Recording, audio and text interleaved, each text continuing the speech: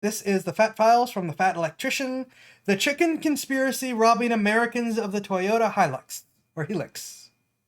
Hilux? I don't know. This is gonna be weird. So, off we go. Fancy. Just once in my life, I would like to go to the internet with a question and have my question answered without falling into an enormous rabbit hole of government conspiracies and nonsense. That's not how the internet works. That's not how the internet works. Okay, long story short, Toyota's got this new truck coming out. It's just a flatbed, plain Jane work truck, nothing fancy about it, and it was supposed to be like $10,000 or $11,000 brand new. So naturally, I wanted one. So naturally, I go to the internet with a simple question: am I going to be able to buy this new Toyota truck in America? To which I am met with the answer: probably not. Most likely for the same reason you can't buy a Toyota Hilux, which is the other thing that's been pissing me off for 10 years inside of America. And naturally, in the back of my head, I just kind of assumed like, oh, Toyota just doesn't want to sell that truck in America for some reason. Maybe the money's not right, it costs too much to import, whatever. And yeah, it does cost too much to import, but it's because of chickens and Lyndon B. Johnson. That's why. What's that? Oh, Nick's so good. It's Lyndon B. Johnson's fault. Like, he hasn't made... Like... We don't like Lyndon B. Johnson around here. mad he forgot to send me a segue for the ad. Well, that means we gotta do it, right? Yeah. I don't know. Well, that means we... It does cost too much What to is import, but happening? it's because of chickens and Lyndon B. Johnson. That's why. What's that? Nick's so mad he forgot to send me a segue for the ad. Well, that means we gotta do it, right? Yeah. I don't know what that was. Play the ad. Me? This video is sponsored by Okay. Aura, where you can get everything you need to be safe and productive online in one convenient location. When you sign up for Aura, you're going to get a password manager that's going to help you have a strong and unique password for every online account that you have. In addition to that, you're also going to get antivirus software as well as a VPN. But Aura doesn't just keep your computer safe, they also keep your identity and your money safe as well. Aura will go to all the big data brokers on the internet, find out which ones are selling your personal information, and then submit opt-out requests to have that information taken down. They also offer credit monitoring and home title monitoring, and in the unfortunate situation that somehow that isn't enough and your identity still gets stolen, they offer up to $1 million in insurance and a team that is available 24/7 to help you resolve the issue. So go ahead and use my link down below. You're going to get a 14-day free trial with Aura. Let's get back to the video. And I can hear the comment section already. Buh, if you want a Hilux, just get a Tacoma. They're basically the same thing. Buh. No, they are not, for multiple reasons. For one, I've driven a Tacoma, and it is literally the slowest moving vehicle I have ever driven in my entire life. That thing accelerates from 0 to 60 in like 3 to 5 business days, okay? Fucking He was in the military, right? He's comparing to some really slow vehicles. Yes, that was indeed an editor on the edge. Ask me how I know. Fred accelerates from 0 to 60 in like 3 to 5 business days, okay? Fucking Fred Flintstone would beat that thing in a drag race. Secondly, I don't vividly remember being 14 years old watching Top Gear with my dad and seeing those guys drop a fucking Tacoma into the ocean for 8 hours, fishing it out, and then getting it started in like 15 minutes. And then, because that wasn't enough to kill it, they decided they were gonna hit it with a wrecking ball, drive it through a building, light it on fire, and then stick it on top of a skyscraper before blowing the entire building up with it, and then the motherfucker still started, okay? I remember that are not episode. on the same level as Hiluxes. I don't care what you say, you will never convince me otherwise. It is the equivalent of my mom trying to convince me that store-brand toaster pastries are Pop-Tarts. No, they're not. Pop-Tarts are Pop-Tarts, and Pop-Tarts are fucking awesome. And you want to know why I can't get my metaphorical Pop-Tart? Why I can't own and drive my own Toyota Hilux? It's because America was too good at selling chickens in the 1950s and 60s. Yeah,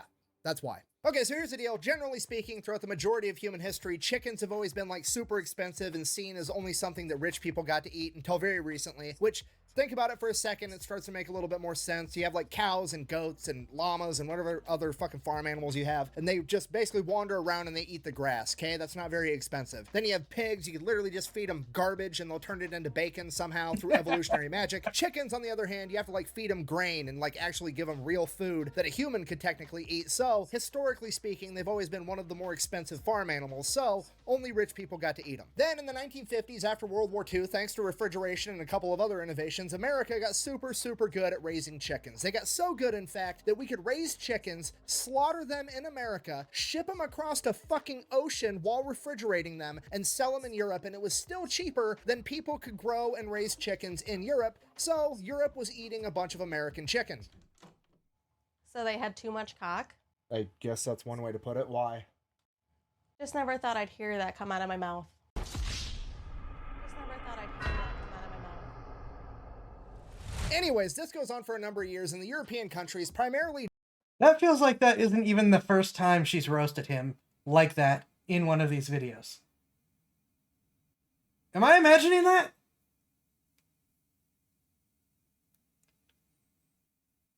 Oi. Germany. Anyways, this goes on for a number of years in the European countries, primarily Germany was spearheading this entire thing. They get together and they're like, hey, let's put a 25% tariff on American chicken coming into the European market. That way, European chicken is more competitive. And if that wasn't enough, they started a major propaganda campaign basically saying that America fills their chickens full of antibiotics and growth hormones, so it's really unhealthy for people to eat, which, I mean, honestly, that's probably a fair assessment. But regardless, America's now pissed off. So this is 1962 when this European tariff on American chicken passes, and for the next 18 months, it is the pinnacle of American politics, trying to get Europe to buy more American chickens, and it becomes known as the Chicken War, right in the middle of the Cold War. I'm not even exaggerating. There were literally American politicians that cared more about getting Europeans to eat more chicken than they did about the pending nuclear war with the Soviet Union. The Chancellor of Germany, Konrad Adenauer, said that he had more conversations with JFK about Germans eating American chicken than he did about the pending nuclear war. There was a senator from Arkansas that was sitting in a NATO meeting when he stood up, interrupted the entire NATO meeting, and declared that America was going to withdraw from NATO and Europe could defend itself if they didn't lift the sanctions on American chicken. Obviously, that didn't actually happen. Despite that, the tariff ended up staying up, and after 18 months of trying to diplomatically solve this issue, then President Lyndon B. Johnson is like, fuck What it, is I'm just going to happening? put a tariff on you guys too, and he put a 25% tariff on potato starch, dextrin, brandy, and light cargo vehicles. Now, obviously, chicken is a food product, which they are tariffing, so America is going to tariff dextrin, potato starch, and brandy, which are also food products. That part makes sense, but why on earth is America going to start taxing light cargo vehicles? Well, you see, Because Lyndon B. Johnson is a moron who makes everything worse. that's where the part makes sense, but why on earth is America going to start taxing light cargo vehicles? Well, you see, that's where the good old-fashioned political corruption comes in, because it's 1964, it's an election year, and the UAE is about to go on strike, the United Automotive Workers Union, and them going on strike during an election year is going to be disastrous for Lyndon B. Johnson's chances of getting reelected. So LBJ and the president of the Did he call them the UAE? political corruption comes in, because it's 1964, it's an election year, and the UAE is about to go on strike, the United Automotive That's not an E.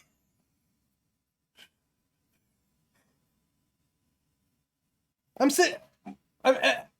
had like half a second to process, what does the United Arab Emirates have to do with this? And then that popped up, and it's like,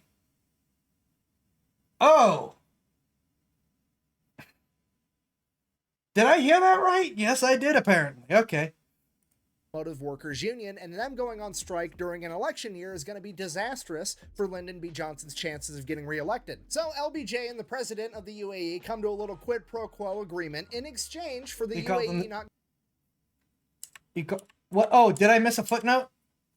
That part makes sense, but why on earth is America going to start taxing light cargo vehicles? Well, you see, that's where the good old-fashioned political corruption comes in, because it's 1964, it's an election year, and the UAE is about to go on strike. Oh, there the is. United I missed that. Workers Union, and them going on strike during an election year is going to be disastrous for Lyndon B. Johnson's chances of getting reelected. So LBJ and the president of the UAE come to a little quid pro quo agreement in exchange for the UAE not going on strike during LBJ's election. LBJ is going to abuse his political power to make sure that somehow, some way, so many Volkswagen Type 2s, which are incredibly popular in America right now, quit getting imported, aka the Love Bus. You know, you've seen those. This is where they went. They went away because of this. So this is why light cargo vehicles... Given how they're one of the most popular vehicles in American history, yeah, Lyndon B. Johnson, I have no problem blaming him for this BS too. Good grief. vehicles gets added to the chicken tax, adding a 25% tariff to basically make it so that Germany can't import the Type 2. Now, light cargo vehicle at this point in time is defined as 2 seats or less and designed to transport cargo. So then because of that, all the foreign auto car makers like Toyota and Honda and all the other ones that make small trucks, not wanting to pay a 25% tax to import their trucks, start importing the truck itself, like the chassis and the cab and the motor, all completely built in their country, and then they ship over the bed separately, and then they have a warehouse where they like throw a couple of bolts on and attach the bed, so that way it's assembled in America and they're only going to get taxed 4% instead of 25% because the US government is this fucking stupid. So then in the 1980s, the US government closes that loophole, to which all the other auto car makers are like, fine, we'll just exploit another loophole, we'll just start adding more seats, so that way there's more than 2 seats, so it's not a cargo vehicle, it's just a normal vehicle. And this is why every small to mid-sized truck, 1980s through like the early 2000s, had those tiny little seats in the back that no human could ever actually fit on. It's because they were never actually designed for people to sit on. They were just there so that they could legally say, oh, it's designed to sit more than 2 people, therefore I get taxed at 4% instead of 25%, again, because the government is dumb. Which, fun fact, this is also why the Subaru Brat had those stupid plastic seats in the back. And then they came out with the CAFE standards, which is basically like trying to, you know, save the environment with emissions and stuff. And the rule was the vehicle has to be like proportional compared to how much emission that it emits, I guess. So like if a truck is really big, it can emit a bunch of CO2 into the atmosphere. But if a truck is really small, it's not allowed to emit a bunch of CO2 into the atmosphere. And this is actually why all the trucks in America are fucking ginormous lately in like the last 20 years. Okay, I know that's like a super popular thing to bitch about. Like you hear a bunch of hippies and college kids bitching about how American trucks are too big and it's more dangerous and they're taking up space on the road and they're beating up the infrastructure. Yeah, it's because of stupid fucking emissions policies, because it's easier for automakers to just make the truck physically fucking larger than it is to make the emissions somehow magically lower. So that's why that's happening. So not only is the CAFE standards not helping with, there are ways to make the emissions lower. They're not going to invest in a better engine.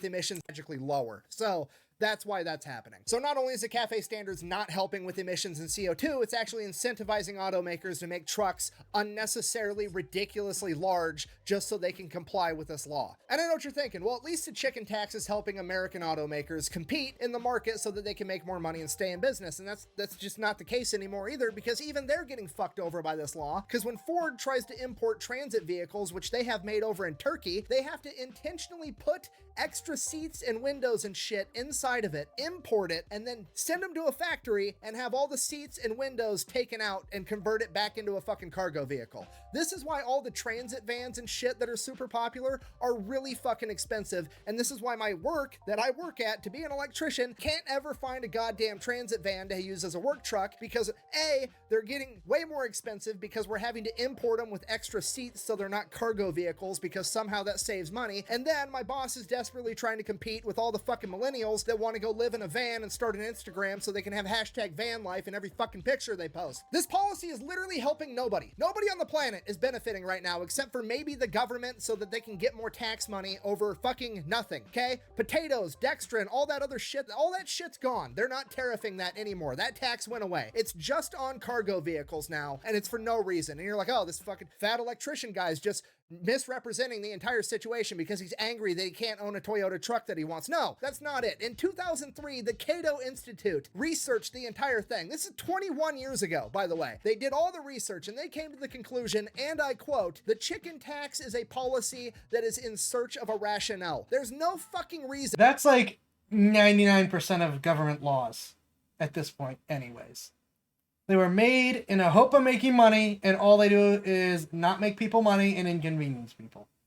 For this law to exist other than to fuck people over. I have literally spent the last 3 days of my life successfully wrapping my entire brain around this issue and come to the conclusion it's so fucking stupid that it's driving me insane. This is literally the epitome of government intervention. What's the problem? Oh, Germany's not eating enough American chicken. Don't worry, the government's gonna step in and help. Fast forward 70 years. Guess what? Germany's still not eating enough American chicken, but you're not allowed to own a Toyota Hilux either. Oh, good. I'm literally getting cock blocked from owning my dream car. Thank you. I'll be honest, I don't even understand how I got here. Like, I woke up one morning, there was like, oh, hey, Toyota's coming out with a new truck that's gonna be super cheap and cool. And I'm like, oh, I wonder if I'm gonna be allowed to buy it. And next thing I know, I'm fucking the internet's crazy uncle on Thanksgiving somehow.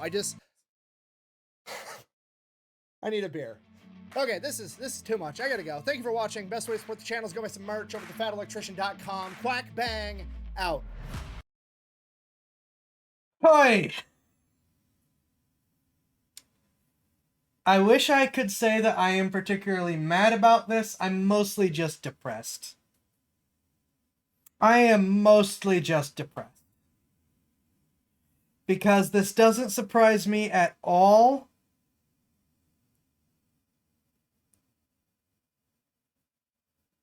I'm the internet's crazy uncle, to be fair. He was kind of that before. True. He in many ways is already the internet's crazy uncle. That's why we watch his stuff. Yeah.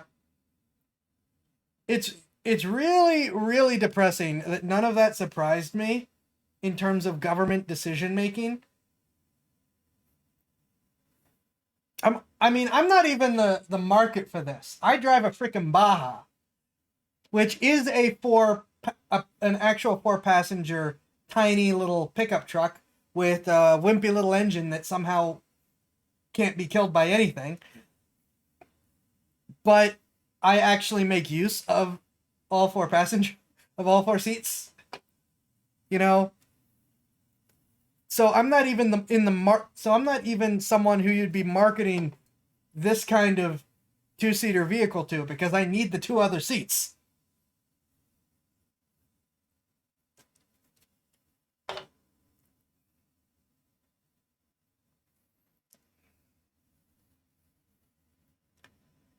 Also just realized I think my car can vote now.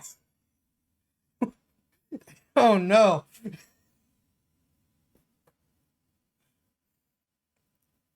Oh, that's depressing. You will note nothing Xai owns ever dies, despite horrendous damage. This is a theme. Yeah, because the Toyota, not the Toyota, because the Baja that's what the tires exploded on. And in spite me losing control and wrecking, like everyone told me should have happened, I was able to pull over to the side. Oh. The tow person and 3 different people at the tire place, as well as my dad who works on cars, all looked at it and basically said the same thing. How did you not lose control and wreck? You should be in the hospital right now. That was part of this past winter's emergency, by the way. But nope, that thing tanked that. Still drives. Still fine.